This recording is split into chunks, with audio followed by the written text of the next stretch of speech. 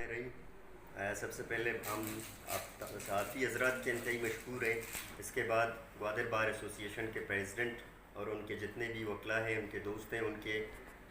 بھی ہم مشکور ہیں کہ اس مشکل گھڑی میں سب ہمارے ساتھ ہیں۔ ہماری آپ کو یاد ہے کہ گوادر میں راجی مچی کے دوران ہم پر ایک فیک ایف آئی آر کاٹی گئی تھی۔ اس ایف آئی آر میں چونکہ ہمارا اس کیس سے کوئی تعلق نہیں تھا، سارے پولیٹیکل لوگوں کو جو سیاسی طور پر ایکٹیو ہیں ان کو اس کیس میں نومینیٹ کیا گیا تھا۔ اس کے بعد چونکہ ہمارا تعلق سرفیس سے ہے، پولیٹیکل گراؤنڈ سے، ہم سیاسی لوگ ہیں، آئین اور قانون کی بالادستی پر یقین رکھتے ہیں، اسی بنیاد پر ہم اپنی صفائی پیش کرنے عدالت آئے ہیں، کورٹ کے سامنے آئے ہیں، اور پہلی پیشی میں ہماری عبوری ضمانت جو ہے وہ منظور ہو چکی تھی۔ اس کے بعد آج ہمارا دوسرا پیشی تھا، اس میں آئے ہماری جو ضمانت ہے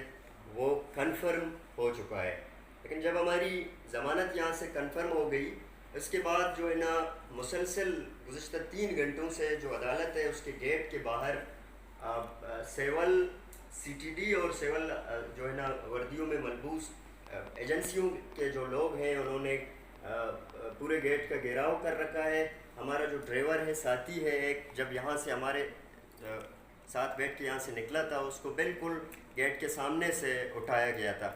تو ہمارے لیے انتہائی حیرانگی کی بات ہے کہ گزشتہ 3 گھنٹے سے ایک طرف تو ہم آئین، قانون اور عدالت پر یقین رکھ کے یہاں پر انصاف مانگنے کے لیے، اپنی بے گناہی ثابت کرنے کے لیے آئے ہیں، لیکن جب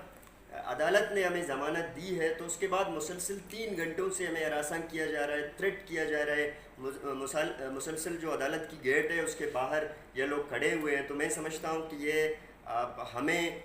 اغوا کرنے کی سراسر ایک کوشش ہے، ایک دھمکی ہے کہ ایک بندہ جب آپ کے کورٹ کے اندر بیٹھا ہوا ہے، سارے یہاں پر وکلا موجود ہیں گوادر بار کے، ان کے سامنے سے صبح سے مسلسل اس طرح کی حرکتیں ہو رہی ہیں۔ تو میڈیا کو بلانے کا مقصد یہ ہے، چونکہ ہماری ضمانت یہاں سے منظور ہو چکی ہے اور باہر ان لوگوں کا پہرا ہے، ہمارا محاصرہ ہے، یہ ہمارے لیے، ہماری لائف کے لیے، ہمارے جانوں کے لیے ایک واضح تھریٹ ہے، تو ہم سمجھتے ہیں کہ ہمیں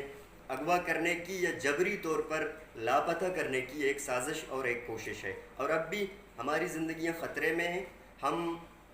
جتنے بھی وکلا برادری ہے،